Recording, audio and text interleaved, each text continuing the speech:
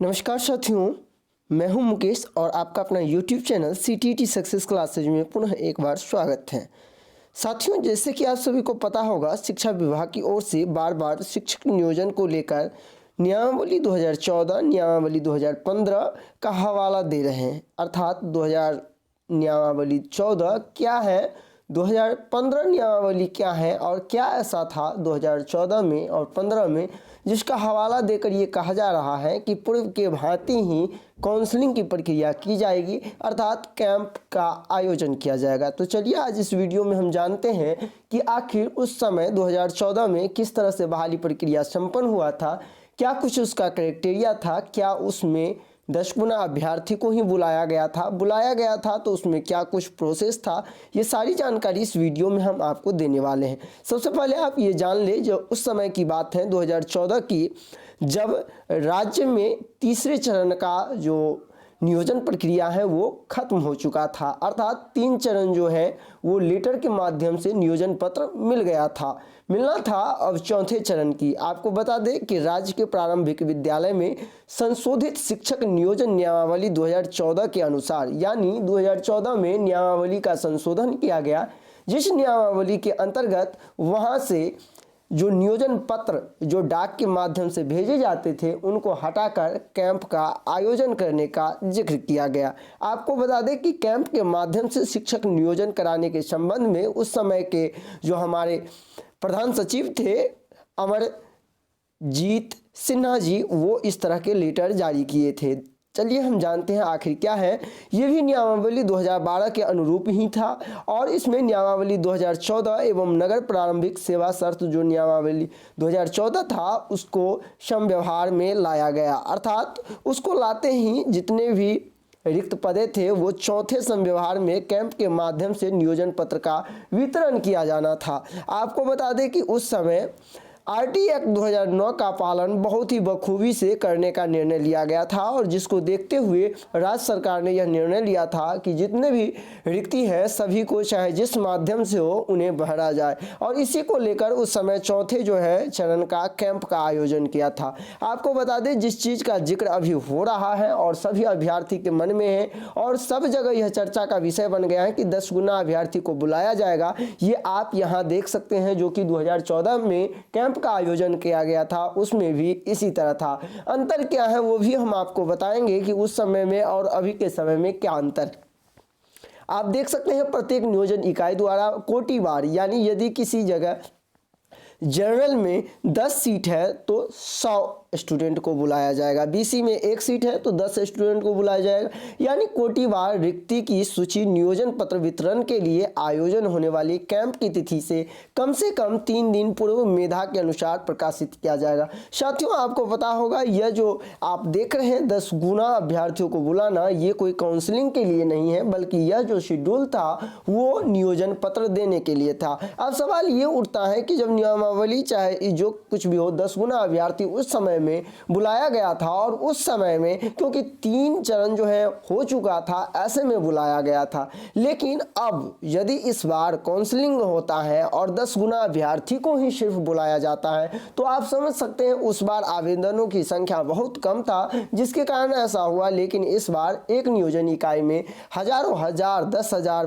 12,000 ऐसे अभ्यर्थी जो हैं वहां आवेदन किए हैं। ऐसे में यदि 10 गुना अभ्यर्थी को बुलाया जाता है तो कहीं ना कहीं जो इसके कम से कम नियोजन इकाई को 20 बार कैंप का आयोजन करना पड़ेगा, तभी जो सबसे कम मेधा अंक वाले अभ्यर्थी हैं उनको मौका मिल सकेगा।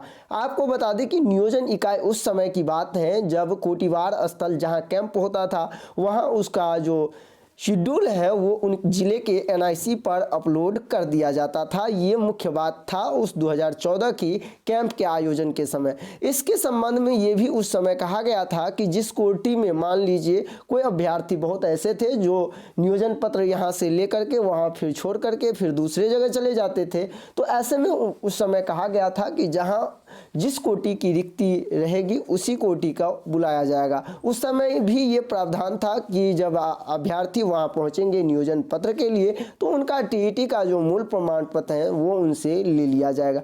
आप यहां देख सकते हैं 10 गुना तक कोटिवार अभ्यर्थी की सूची बनाना था और उसे कैंप की तिथि से कम 3 दिन पहले जो है उसे अपलोड कर देना था जिला की एनआईसी वेबसाइट पर। ये आप देख रहे हैं 2014 नियमावली के अनुरूप, जिस नियमावली का हवाला बार बार शिक्षा विभाग दे रहे हैं। हम उस समय की बात कर रहे हैं जिस समय अभ्यर्थियों का औबंधिक मेधा सूची जारी हो चुका था, फाइनल मेरिट लिस्ट जारी हो चुका था, उस पर काउंसलिंग हो चुका था और सिर्फ ये जो कैंप का आयोजन किया गया था वो नियोजन पत्र के लिए।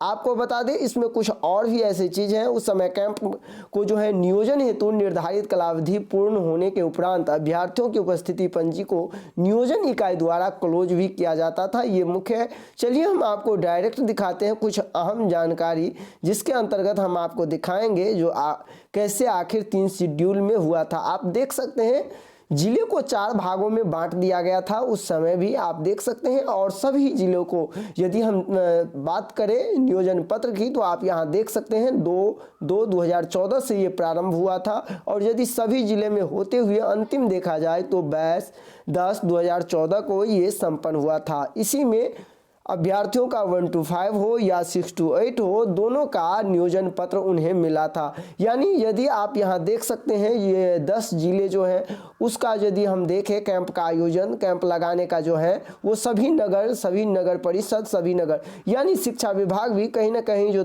कुछ हिंट्स दे रहे हैं, कुछ बता रहे हैं पेपर के माध्यम से, जो ठीक उसी प्रकार आप देख रहे हैं 3 चरण में। एक चरण में आ जाएगा आपका सभी नगर परिषद, नगर निगम, दूसरे चरण में आ जाएगा आपका प्रखंड नियोजन इकाई और तीसरे चरण में आ जाएगा आपका पंचायत नियोजन इकाई। यदि शिक्षा विभाग इसी तरह का शेड्यूल जारी करते हैं पुनः तो कहीं ना कहीं अभ्यर्थियों के लिए मुश्किल खड़ी हो सकती है, क्योंकि 10 गुना अभ्यर्थियों को बुलाना कहीं ना कहीं जो है अभ्यर्थियों को बहुत ज़्यादा जो है परेशानियों का सामना करना पड़ सकता है। शिक्षा विभाग इसके संबंध में एक पहल जरूर कर सकता है और वो भी नियमावली के अनुरूप है। मेरे अनुसार यदि अभ्यर्थियों को बुलाने की बात है तो जैसे कि शिक्षा विभाग की ओर से कहा गया है कि 10 गुना अभ्यर्थियों को बुलाया जाएगा और उसके लिए प्रखंड स्तर पर एवं जिला स्तर पर अभ्यर्थियों को बुलाया जाएगा। शिक्षा विभाग को इस पर अमल करना चाहिए और शिक्षा विभाग यदि प्रखंड के जितने प्रखंड नियोजन इकाई की रिक्ति है और जिसका कैंप जिला स्तर पर लगाया जाए उसकी रिक्ति को जोड़कर उनके 10 गुना अभ्यर्थियों को सभी जिले से बुलाया जाए। अर्थात यदि किसी जिले में 5 प्रखंड है या 10 प्रखंड है, किसी जिले में 10 प्रखंड और 10 प्रखंड में 10-10 सीट है यूआर का, अर्थात 100 सीट हुआ, तो उस जिले में जो कैंप लगने पर 100 का 10 गुना अभ्यर्थी को यदि बुलाया जाता है सभी नियोजन इकाई से तो फिर कहीं ना कहीं अभ्यर्थियों के लिए 10 गुना होते हुए भी एक फायदा होगा। तो ये वीडियो आपको कैसा लगा, इसके संबंध में आपको क्या कुछ जानकारी लेना है आप मुझे कमेंट करके पूछ सकते हैं। ये नियमावली 2014 का था। इस वीडियो बनाने का मकसद मेरा यही था कि बहुत सारे लोग ऐसे हैं जो नियमावली 2014 नहीं देखे हैं, वो सोच रहे थे आखिर क्या है नियमावली 2014, क्या शिक्षा विभाग कह रहे हैं जो हम पूर्व की भांति ही करेंगे। इस वीडियो को दिखाने का मेरा मकसद सिर्फ और सिर्फ इतना ही था। आपका वीडियो कैसा लगा आप मुझे कमेंट करके जरूर बताएं। चैनल पे नए हैं तो चैनल को सब्सक्राइब करें, साथ ही बेल आइकन दबा लें। धन्यवाद।